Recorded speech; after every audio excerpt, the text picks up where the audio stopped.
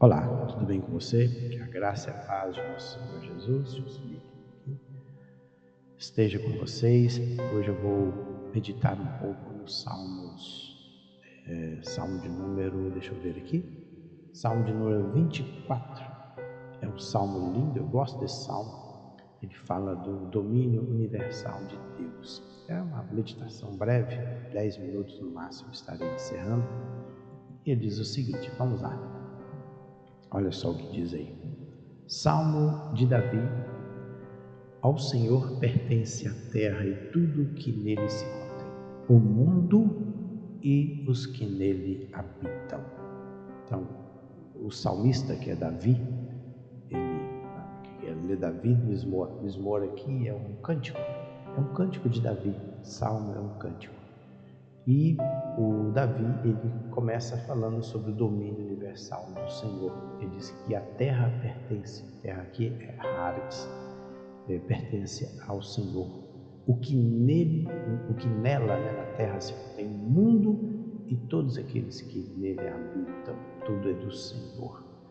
Então, o Salmo 89:11 também diz: os céus são teus e tua também a terra, fundaste o mundo e tudo que nele existe. Então, todas as coisas que existem na terra, tudo que há na terra é obra e criação do Senhor e pertence ao Senhor.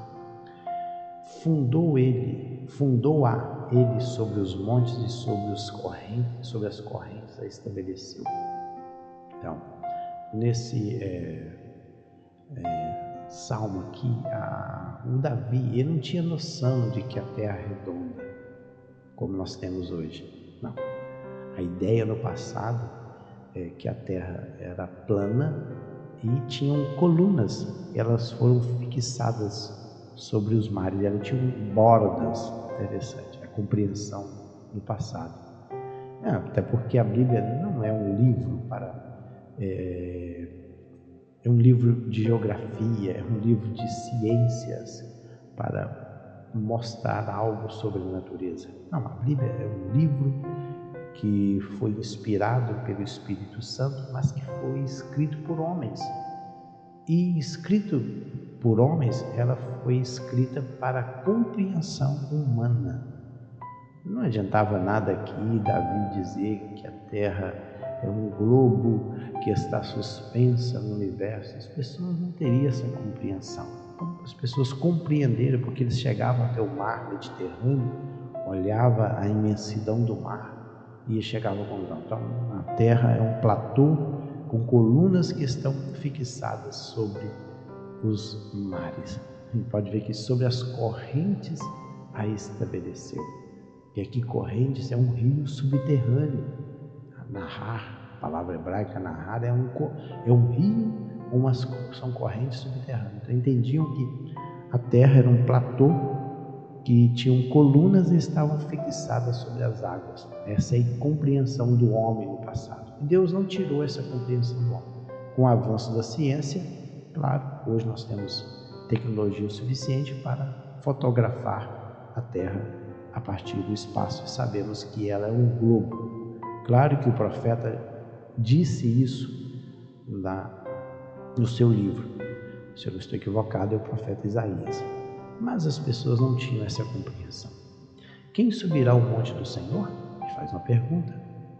Quem há de permanecer no seu lugar santo? Outra pergunta.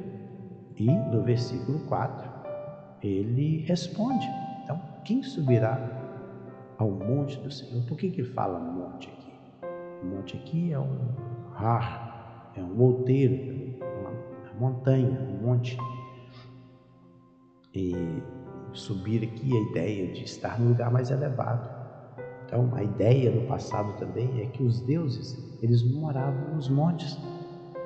Essa era a compreensão dos povos na época, que os deuses habitavam nos montes. Claro, tinha os deuses do mal que habitavam no submundo, no interior da terra, nas cavernas. Mas os deuses superiores moravam nos montes, como na mitologia grega. Então, para destacar aqui, para que os homens tivessem a compreensão, Davi deveria entender dessa forma também, que o Deus de Israel também ele habitava a parte superior, a parte de cima. Então, quem há de subir no monte do seu lugar onde Deus está?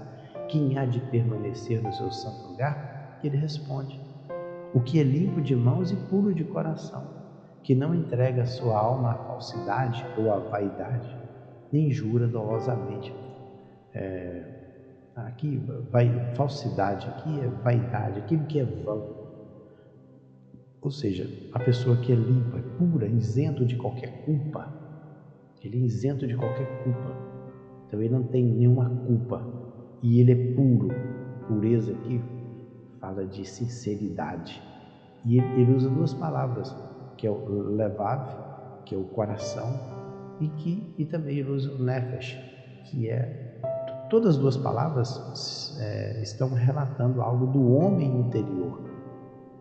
Então, não é o externo, ele reflete o que está dentro do homem. Então, o mais interessante é o interior do homem. Pode ver que quando Samuel ele foi designado para ungir o próximo rei, ele foi na casa de Jessé, ele começou a ver os jovens, quase que ele ungiu alguém errado. E o Senhor falou: olha, Deus, eu não olho segundo a aparência, eu olho o que está no interior do homem. Então, por isso que aquele que é puro de mão, ou seja, a conduta do homem tem que ser correta, e o coração tem que ser puro, e a sua alma, o seu interior, não entrega a falsidade nem jura dolosamente. Esta pessoa, que ele falou aí, que citou no versículo 4, obterá do Senhor a bênção e a justiça do Deus da salvação. Tal é a geração dos que buscam a face de Deus. Geração aqui é um grupo de pessoas que vivem em uma determinada época da história. Geração é isso. Dentro da Bíblia, essa ideia é de que geração é um grupo de pessoas, são pessoas que vivem em um período da história da humanidade. E aí, ele vai exaltar o nome do Senhor. Levantai, ó portas, as vossas cabeças. Levantai, ó portais eternos, para que entre o Rei da Glória. Ele vai repetir isso aqui duas vezes, no versículo 7 e no versículo 9. Que levantai, ó portas. Portas aqui dá a ideia de... Então, pode ver que a ideia é que Deus mora num lugar alto, com muralhas, cercado por muralhas, e ele entra neste lugar. Então, só que aqui portais, portas, entrada das vossas cabeças. Levantai, ó portais eternos, ele usa o termo aí, Olam, ou seja, de longa duração, para que entre o Rei da Glória, Kavod. Quem é este o Rei da Glória? Já que está afirmando, levanta portas, as vossas cabeças. Então, que vai entrar o Rei da Glória. Mas quem é este o Rei da Glória? E ele diz: o Senhor forte e poderoso, o Senhor poderoso nas batalhas. E aqui ele usa o tetagrama, as 4 consoantes que formam o nome de Deus. Claro que Deus na Bíblia não revela o nome de Deus. Yud Rei Vav Rei não é o nome de Deus. Se você der uma lida lá em Êxodo, quando Moisés, na sarça ali, aquele evento da sarça, ele pergunta: qual é o seu nome? Ele não diz: meu nome é fulano de tal. Não, ele diz: eu sou o que sou. Isso não é nome. Eu sou o que sou. O eu sou enviou você. Pronto, acabou. Ele não disse que era Yud Rei Vav Rei. Depois, sim, eles colocaram essas 4 consoantes hebraicas para designar. E o que significa Yud Rei Vav Rei? Aquele que existe, o autoexistente. Então, a Bíblia não revela o nome de Deus, qual que é o seu nome.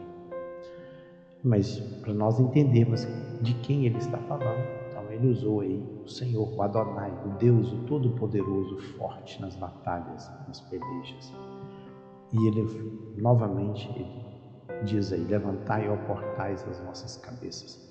Levantai, ó portais eternos, para que entre o Rei da Glória.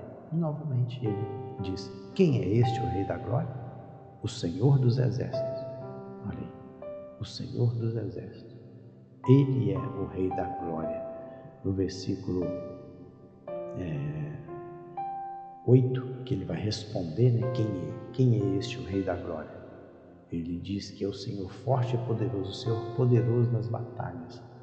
E aqui ele diz que o Senhor dos exércitos, ele vai usar o termo Tissavá, e aí tem o termo Tissabaoth, que essa palavrinha aqui está no plural, porque Tissavá é exército, né? Quando ela vai para o plural, ela ganha aí o Tav no final. Então, Tissabaoth, ele é o Rei da Glória. Então, o Senhor, ele é o Rei, é o soberano, é o Senhor de todas as coisas. Então, esse salmo, ele é lindo, é pequeno por sinal, mas é lindo, fala sobre a grandeza e o domínio universal de Deus. Pois bem, finalizei aí essa pequena meditação no Salmo que exalta o nome de Deus e mostra que Deus é soberano, é o Senhor, é o dominador de todas as coisas. Interessante também que a Bíblia não é um livro para provar a existência de Deus, pois esse livro foi escrito já para aqueles que realmente creem no Senhor. Tem um salmo que diz o seguinte: disse o tolo em seu coração, não há Deus. Então, o que a Bíblia chega à conclusão é que todos aqueles que leem a palavra de Deus é porque acreditam no Senhor. Aqueles que não acreditam, simplesmente não vão ler. É simples assim. E Deus também, ele não se importa com isso. Ele fica triste, claro, porque o homem não vai perder a sua salvação, até porque também muitas pessoas não creem na vida após a morte. Morreu, acabou. Então, para eles não faz sentido. Mas para nós que cremos em Deus, faz todo sentido a palavra dele e tudo que ele deixou escrito para nós. Então, para aqueles que não creem, infelizmente, têm as suas escolhas. Não sou eu para criticá-los, simplesmente fico penalizado de não crerem assim. A sua eternidade está em jogo, mas eles não creem. Paciência. A vida segue, mas nós cremos que Deus existe, Ele está entronizado nos céus e que um dia nós iremos morar no seu santo monte. Isso faz toda a diferença. Imagine só, eu creio em Deus e sei que um dia eu irei morar com Ele. Daqui 100 anos, isso fará toda a diferença, porque daqui 100 anos eu estarei com Ele. Aqueles que não acreditam em Deus, morreu, acabou, daqui 100 anos vai fazer muita diferença. Eles não creem. Se realmente Deus não existisse, tanto para mim como para ele, a pessoa que não crê em Deus, hoje não faz muita diferença. Não faz muita diferença. Ele crê, ele não crê e eu creio. Ok.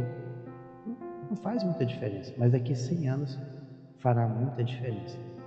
Ele não crê. Mas se Deus existe, vai fazer toda a diferença, porque estará perdido para sempre. Eu, hoje, creio em Deus, tenho plena convicção de que Deus é o Criador de todas as coisas pelas evidências. Claro, quem não acredita, por mais que a gente diga alguma coisa, ele vai continuar não crendo, ok?